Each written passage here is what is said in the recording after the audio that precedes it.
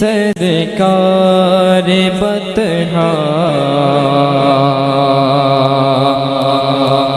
عاشق سرکار بطحا اے میرے اختر رضا۔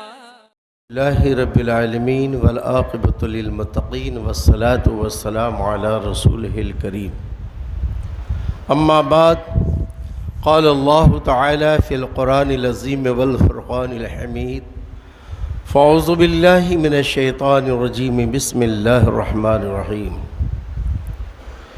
شہر رمضان الذی انزل فیہ القرآن، صدق اللہ مولانا العظیم وبلغنا رسولہ النبی الکریم۔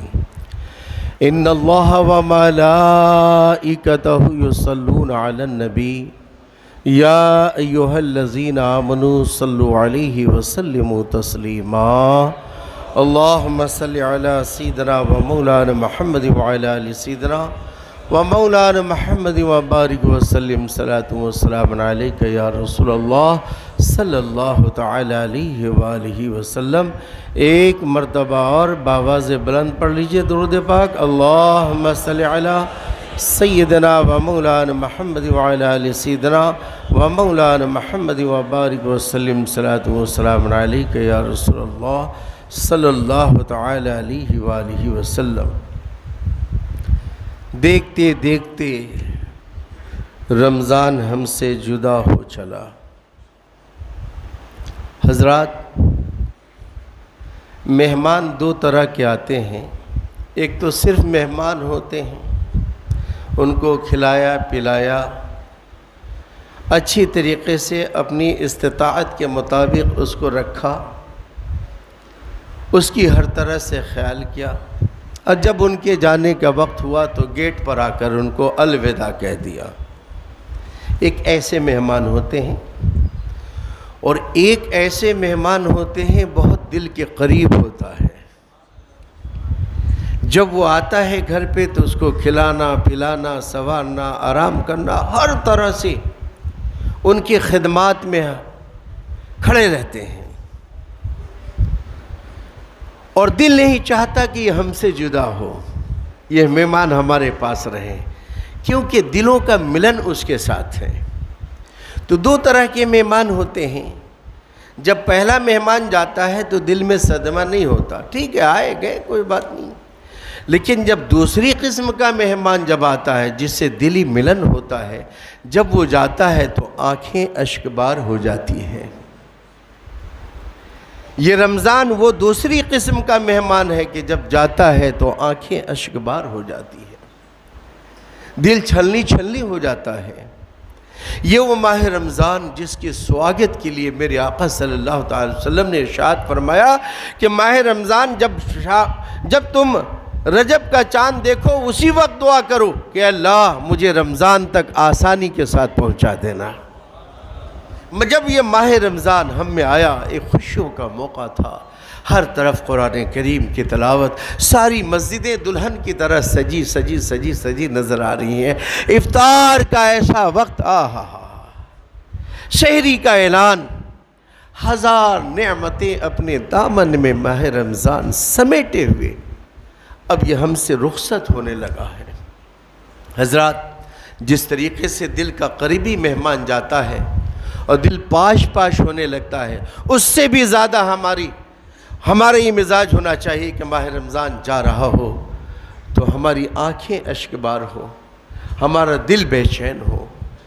یہ رمضان ایک سڑا ہوا گنہگار جس کو انسان اپنی بستی سے، اپنی سوسائٹی سے، اپنی مجلس سے نکال دے، کیوں ہر طرح کا اس کے اندر عیب ہے، شراب بھی پیتا ہے، جوا بھی کھیلتا ہے، یہ بھی کرتا ہے، وہ بھی کرتا ہے، وہ بھی کرتا ہے، ہر کوئی چاہتا ہے اس کو بستی سے ہٹاؤ، لیکن ہے وہ مسلمان؟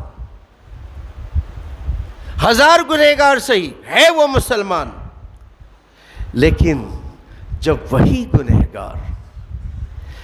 وہی گنہگار خطا کار سیاہ کار جب ماہ رمضان کی کسی تاریخ نیک تاریخ میں جب انتقال کرتا ہے تو ساری دنیا اشش کرنے لگتی ہے کہ جس کو میں ناکارہ سمجھتا تھا، گنہگار سمجھتا تھا، وہ ہم سے بھی زیادہ نمبر پار کر گیا۔ کیوں کہ ماہ رمضان میں مرنے والے سے کوئی حساب و کتاب نہیں لیا جاتا ہے، عذاب قبر اس سے ہٹا لیے جاتے ہیں۔ اللہ اکبر! یہ ماہ رمضان کی برکت کہ گنہگار، خطاکار، سیاہکار، عصیاں شار اگر ماہ رمضان میں موت پا جائے، عذاب قبر سے بچ گیا۔ اور یہ نہیں کہ رمضان بعد پھر عذاب دیا جائے گا، نہیں، جو بچ گیا وہ بچ گیا۔ یہ ماہ رمضان شریف، اس لیے تمنا کرتے کہ اللہ یا تو موت مدینے میں عطا فرمانا، یا موت مدینے میں عطا فرمانا، یا موت ماہ رمضان کے مہینے میں عطا فرمانا، یا موت مدینے میں عطا فرمانا، یا موت رمضان کے مہینے میں عطا فرمانا، کیونکہ وہاں بھی مرنا کامیاب ہے، اس مہینے میں بھی مرنا کامیاب ہے۔ یہ ماہ رمضان، اللہ اللہ، ہزاروں ہزار افطار کے وقت جس پر جہنم کا عذاب فکس ہوتا ہے، مہر مار دیا گیا کہ جہنمی ہے، لیکن ماہ رمضان تک وہ زندہ ہے اور روزہ رکھتا ہے، توبہ کر لیا اس نے گناہوں سے، تو اب وہ جنتی ہو جاتا ہے۔ اب اس کے نام اعمال کو نہیں دیکھا جا رہا ہے کہ اس نے پرانے مہینوں میں کیا کیا ہے، پرانی زندگی میں کیا کیا ہے، اس کے لائف کو کھنگالا نہیں جاتا ہے۔ بس ماہ رمضان آ گیا نا، اور اس نے ماہ رمضان کی قدر کی۔ آپ نے دیکھا ایک یہودی نے اپنے بیٹے کو تھپڑ مار دی، ایک یہودی نے اپنے بیٹے کو تھپڑ مار دی۔ کم ماری؟ بھرے بازار میں۔ کیوں ماری؟ وہ بیٹا بازار میں کچھ کھا رہا تھا، بازار میں کچھ کھا رہا تھا، باپ کی نظر پڑ گئی، اس نے تھپڑ ماری یہودی نے، اور کہا تجھے پتہ نہیں یہ مسلمانوں کا ماہ رمضان چل رہا ہے؟ تمہیں پتہ نہیں ماہ رمضان چل رہا ہے؟ یہ مسلمانوں کا پوتر مہینہ چل رہا ہے، یہ صبح سے لے کر شام تک بالکل بھوکے پیاسے نڈھال ہو رہا ہے، اور یہ کھڑی دوپہر اور تم بھرے بازار میں کھا رہے ہو۔ ارے مانا کہ ہم روزہ نہیں رکھتے، ہم اسلام کے ماننے والے نہیں، اسلام کے فالو نہیں، لیکن اتنی بھی بے حیا نہیں ہے کہ ہم کھلے عام بازار میں کھائیں۔ کاش جمال پور والے، جوا پور والے، شاہ پور والے، کالو پور والے، دریا پور والے، سرخیج والے یہ سب سمجھ جاتے جو ہوٹلیں دن میں چلاتے ہیں اور لکھتے ہیں کہ ہم مسلمان ہیں۔ کاش یہ مسلمان سمجھ جاتے۔ اب یہودی نے تھپڑ مارا، بچے کو تعظیم ماہ رمضان کی سکھائی، بیٹے یہ ماہ رمضان ہے، ہم اسلام دھرم کے ماننے والے نہیں تو کیا ہوا، لیکن ہمیں مسلمانوں کا لحاظ کرنا ہے۔ یہ مسلمان بھوکے اور پیاسے ہیں، ان کے حلق سوکھ رہے ہوں گے، اور جب تمہیں کھاتے ہوئے دیکھیں گے تو ان کا دل تڑپ جائے گا، تو نے کیسی بے حرمتی کی، تھپڑ مارا، تاکید کی۔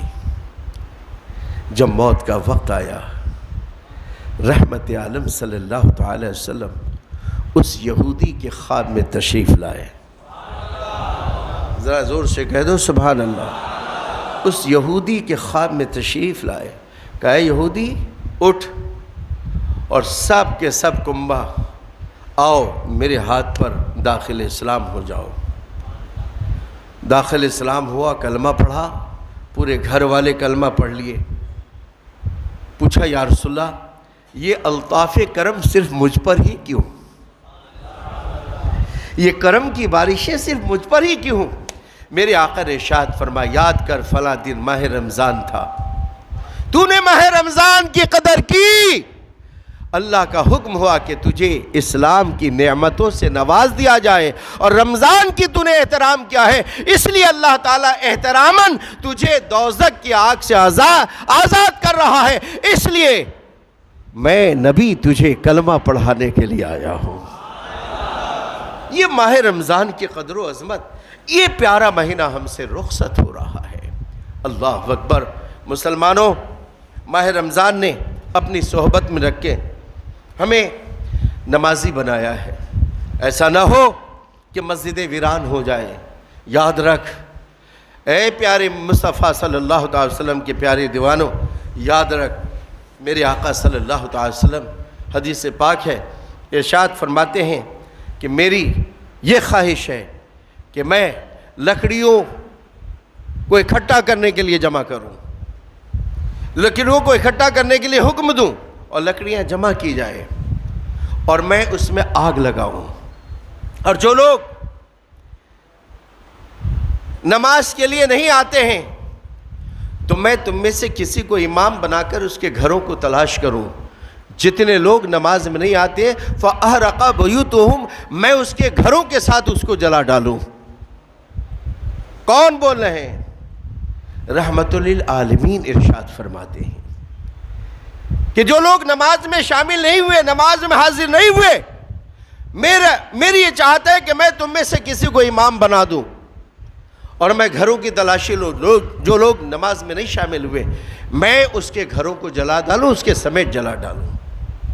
حدیث پاک میں آیا کہ میرے آقا کو بچوں کا خیال آ گیا، اس لیے آپ نے ارادہ ترک فرما دیا. لیکن شان رحمت للعالمین، زمان رحمت للعالمین کا الفاظ کیا ہے کہ جو لوگ نماز میں نہیں شامل ہوتے ہیں ان کے گھروں کو جلا ڈالا جائے. اس کے ساتھ ساتھ اس سے پتہ چلا کہ نماز کتنی اہم عبادت ہے. یہ نماز ہمیں اپنی صحبت میں لے کے ہمیں جنتی بناتا ہے. درود پاک پڑھ لیں، اللہم صلی علی، درود پاک پڑھ لیں، اللہم صلی علی سیدنا و مولانا محمد وعلی آل سیدنا و مولانا محمد وبارک وسلم صلاۃ و سلام علیک. تو میرے آقا فرماتے ہیں فَأَحْرَقَ بُيُوتُهُمْ، میں اس کے گھر کو جلا ڈالوں جو نماز میں نہیں آتے ہیں.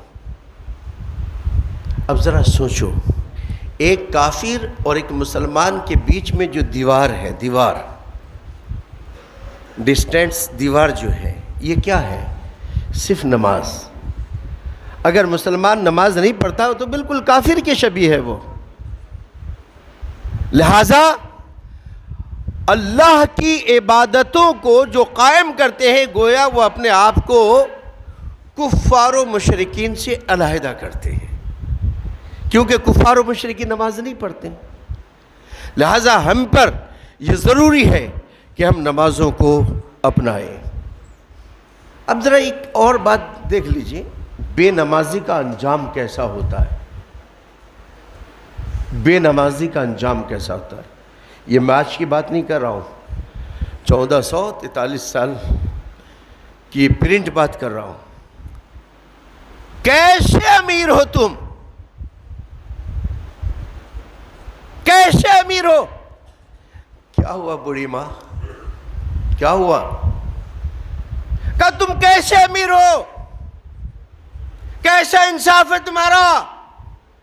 کہ بوڑھی ماں کیا ہوا؟ کہ میں جا رہی تھی نا تیل لے کے، ٹھوکر لگی اور میرے کٹورے میں تیل تھا، تھوڑا سا تیل تھا، سالن بنانے کے لیے خریدا اپنی حیثیت کے مطابق، اور تیلی کے دکان سے تیل لے کر میں اپنے گھر جا رہی تھی، ٹھوکر لگی، میں نیچے گر گئی، بیلنس سنبھال نہیں پائی اور میں نیچے گر گئی، کٹورے سے تیل انڈیل گیا اور ساری زمین نے تیل پی لیے. تو تم کیسا حاکم ہو؟ سرکار عمر فاروق رضی اللہ تعالیٰ عنہ ارشاد فرمائے، ماں چل، کہاں پہ تیل گرا ہے؟ ذرا زور سے بولو، تڑپ کے بولو، یہاں سے لے کر وہاں تک بولو، اور ایک بار کہہ دو یا رسول اللہ. کیسے امیر ہو؟ کیا بڑی ماں چل، جہاں پہ تیل تیرا گرا ہے وہاں لے چل. لائے، آئے،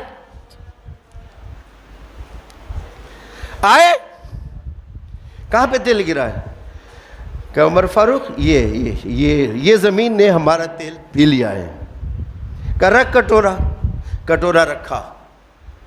حضرت عمر فاروق رضی اللہ تعالیٰ عنہ صرف اتنا کہتے ہیں، اتنا کیا بڑھ پہ دھیان رکھنا، صرف اتنا کہتے ہیں، اے زمین بوڑھی کا تیل دے دے واپس، ورنہ میں تیری اس جگہ پر کسی بے نمازی کو دفن کر دوں گا.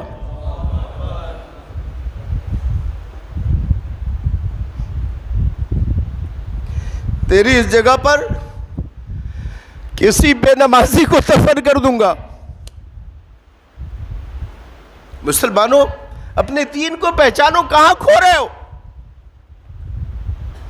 صرف اتنا کہنا تھا، زمین اپنے آپ کو سمٹ کر سارے تیل کو اس کے کٹورے میں ڈال دیا. تاریخ ہے تاریخ. اب اس سے اندازہ لگاؤ کہ زمین بھی بے نمازی سے کتنا پناہ مانگتی ہے کہ کوئی بے نمازی ہمارے اندر دفن نہ ہو. کیونکہ جب بے نمازی دفن ہوتا ہے تو اللہ کا اس پر عذاب نازل ہوتا ہے، اور ایسا عذاب نازل ہوتا ہے کہ زمین بھی اسے کانپ جاتی ہے. زمین بھی اسے دیکھ کر کانپ جاتی ہے. لہذا مسلمانوں خود بھی نمازی بنو، اپنے گھر والوں کو بھی نمازی بناؤ. اور اللہ تعالیٰ نے مال دیا، مال اللہ تعالیٰ نے مال دیا، پونجی دیا، ایمانداری سے زکوٰۃ نکالو. ایمانداری سے، ایمانداری سے زکوٰۃ نکال. ایمانداری سے زکوٰۃ نکال، ورنہ یاد رکھ وہ رحمت للعالمین جو اپنے پیارے امتی کے لیے دعا فرماتے تھے، رب حبلی امتی، رب حبلی امتی، رب حبلی امتی کہتے ہوئے پیدا ہوئے. رب حبلی امتی کہتے ہوئے پیدا ہوئے. رب حبلی امتی کہتے ہوئے پیدا ہوئے. رب نے فرمایا کہ بخشا صلاۃ و سلام. وہ نبی اپنی امت سے پیار کرنے والے واقعہ ارشاد فرماتے ہیں کہ لوگوں زکوٰۃ صحیح سے نکالو، ورنہ یہ مال اللہ تعالیٰ قیامت کے دن ایک اژدہا بنا دے گا، اور وہ بھی گنجا اژدہا. گنجا اژدہا کب کس کو کہتے ہیں؟ حدیث پاک میں آیا ہے کہ جب اس گنجے سانپ کی عمر 1000 سال ہوتی ہے تو اس کا بال اتر جاتا ہے. 1000 سال کی جب عمر ہوتی ہے تو اس کا بال اتر جاتا ہے. تو میرے آقا فرماتے ہیں کہ تمہارے مال کو گنجا سانپ بنا دیا جائے گا، اور وہ ایسا سانپ کہ جس کے آنکھ پر 2 نقطے ہوں گے، 2 نشان ہوں گے، یعنی مہا زہریلا. اور وہ مال تجھے ڈستا رہے گا، تجھے ڈستا رہے گا، اور وہ بولتا رہے گا. میرے آقا فرماتے ہیں وہ مال بولتا رہے گا، وہ مال بولتا رہے گا. کیا بولتا رہے گا؟ لے میں تیرا مال ہوں، تو نے زکوٰۃ نہیں نکالا نا. لے میں تیرا مال ہوں، تو نے زکوٰۃ نہیں نکالا نا. لے میں تیرا مال. اس لیے میرے پیارو، نماز کے ساتھ ساتھ زکوٰۃ بھی. اور زکوٰۃ جب نکالو تو سب سے پہلے اپنے کٹمب میں دیکھو کون غریب ہے، کون محتاج ہے. اگر 20,000 روپے مہینہ بھی کما رہا ہے اور گھر اس کا پورا نہیں ہو رہا تو اس کے 20,000 کو مت دیکھ. کما رہا ہے، نوکری کر. اب ہو سکتا ہے کسی نہ کسی پریشانی میں مبتلا ہو تو پہلے اپنے رشتہ داروں کو زکوٰۃ پہنچا. اور یہ کوئی ضروری نہیں کہ تو اسے کہے کہ یہ زکوٰۃ ہے، بلکہ اسے کہہ دے یہ عیدی ہے، یہ تحفہ ہے، تاکہ وہ شرمائے نہیں، قبول کر لے اور تیری زکوٰۃ ایک صحیح مقام تک پہنچ جائے. شریعت نے یہاں تک رکھا ہے. تو مسلمانوں، ماہ رمضان شریف ہم سے جدا ہو رہا ہے. اللہ تعالیٰ اپنی رحمت کے صدقے و طفیل میں ہم سب کی مغفرت عطا فرمائے. اب چلتے چلتے بات عرض کروں کہ ہمیں کیسے پتہ چلے کہ ہماری مغفرت ہو گئی. کیسے پتہ چلے؟ تو جو کام آپ رمضان سے پہلے کیا کرتے تھے، جو گناہ رمضان سے پہلے کیا کرتے تھے، جو خطائیں رمضان سے پہلے کیا کرتے تھے، اگر وہ خطا رمضان کے بعد سرزد نہیں ہو رہی ہے تو خوش ہو جائیے کہ اللہ نے ہماری خطاؤں کو معاف فرما دیا ہے.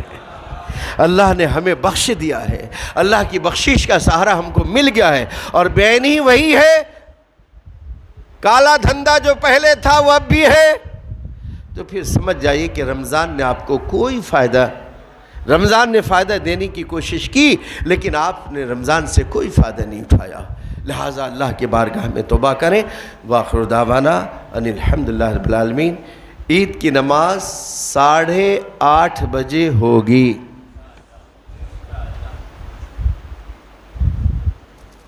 عید کی نماز 8:30 بجے ہوگی انشاءاللہ، ہے نا؟ آئیں گے نا 8:30 بجے پڑھنے کے لیے؟ نہیں آئیں گے تو بھی نماز تو ہوگی ہی، آئیں گے تو اچھا لگے گا۔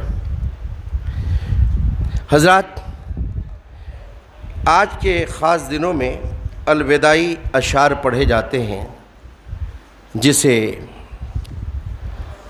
الحمدللہ 33 سال 9 سال جامع مسجد میں رہا میرے استاذ گرامی مولانا نظام الدین صاحب رحمۃ اللہ علیہ، اس اشعار کو بڑے پیار سے ہم سے سماعت فرماتے تھے اور پوری جامع مسجد روتی تھی۔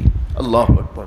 9 سال کے بعد پھر 1/7/1998 کو مجھے سرکار سلطان احمد شاہ بادشاہ نے پیر کمال سرکار کے حوالے کیا، تو 24 سال سے الحمدللہ یہاں پڑھ رہا ہوں۔ الحمدللہ اسے سماعت فرمائے، لیکن ایسے سماعت فرمائے جو میں نے مہمان کی مثال دی ہے۔ یہ مہمان ہم سے رخصت ہو رہا ہے، بس ان سے عرض کرو ماہ رمضان سے، ابھی یہ چند لمحات اور بھی ہمارے ساتھ، عرض کرو کہ اے رمضان، جب ہم اس لائق ہوں کہ دوزخ میں ڈالے جائیں تو تو میری شفاعت کرنا، کیونکہ حدیث پاک میں آیا کہ قرآن بھی مومن کی شفاعت کرتا ہے، نماز بھی مومن کی شفاعت کرتا ہے، روزہ بھی مومن کی شفاعت کرتا ہے، اور ماہ رمضان بھی مومن کی شفاعت کرتا ہے کہ مولا اس نے تیرے اس مہینے کو بڑے قدر و احترام کے ساتھ منایا تھا، لہٰذا میری شفاعت کو اس کے حق میں قبول فرما۔ اور ماہ رمضان کی شفاعت سے اللہ تعالیٰ اس بندے کو جنت عطا فرماتا ہے۔ درود شریف پڑھ لیں۔ اللہم صلی علی سیدنا و مولانا محمد و علی آل محمد و بارک وسلم، صلاۃ و سلام علیک یا رسول اللہ صلی اللہ تعالی وسلم۔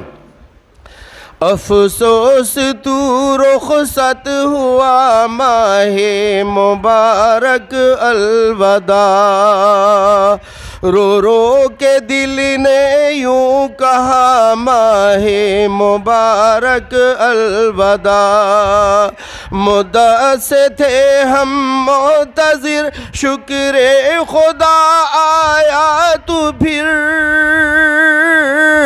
پر حیف جلدی چل دیا ماہ مبارک الوداع، تجھ میں شب قدر ایک تھی صدہا مہینوں سے بھلی،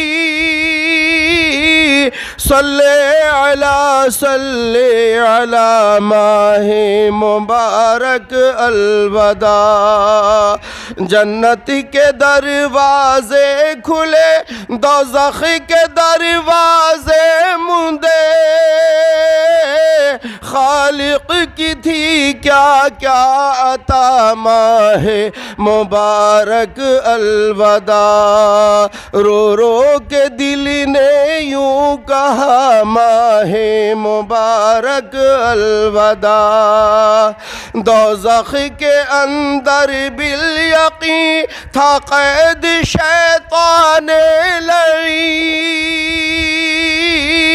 مومن عذابوں سے رہا ماہ مبارک الوداع، رو رو کے دل نے یہ کہا ماہ مبارک الوداع، پڑھتے تھے قرآن روز و شب، کہتے تھے سبحان لوگ سبھی،